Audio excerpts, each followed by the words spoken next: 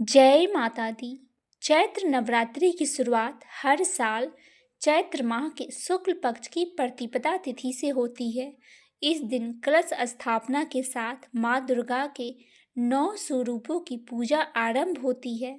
इस साल चैत्र नवरात्रि का पावन पर्व 19 मार्च दिन गुरुवार से शुरू होकर 27 मार्च शुक्रवार तक मनाया जाएगा।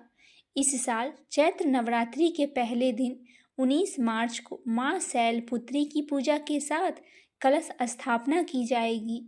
चैत्र नवरात्रि का समापन 27 मार्च को नौमी तिथि पर माँ सिद्धिदात्री के पूजा के साथ होगा। इसी दिन राम नवमी भी मनाई जाएगी। इस बार माँ दुर्गा का आगमन डोली पर होगा।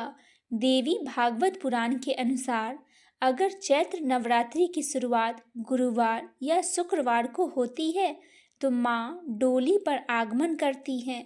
चैत्र नवरात्रि में कलश स्थापना में इस बार 2 शुभ मुहूर्त बन रहे हैं। पहला चौघड़िया मुहूर्त है जो सुबह 6:53 से शुरू होकर सुबह 7:56 तक रहेगी। वहीं दूसरा अभिजीत मुहूर्त है जो दोपहर 12:05 से शुरू होकर 12:53 तक रहेगा।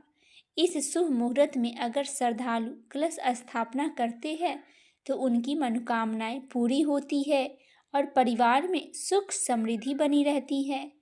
आइए जानते हैं चैत्र नवरात्रि के अलग अलग दिनों में कौन कौन सी माता की पूजा होती है।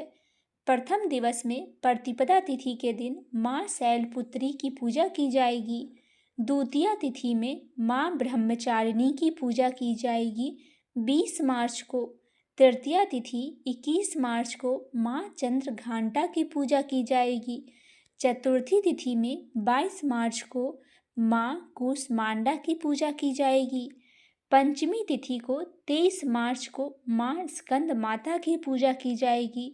षष्ठी तिथि में 24 मार्च को माँ कात्यायनी की पूजा की जाएगी। सप्तमी तिथि 25 मार्च को माँ कालरात्रि की पूजा की जाएगी।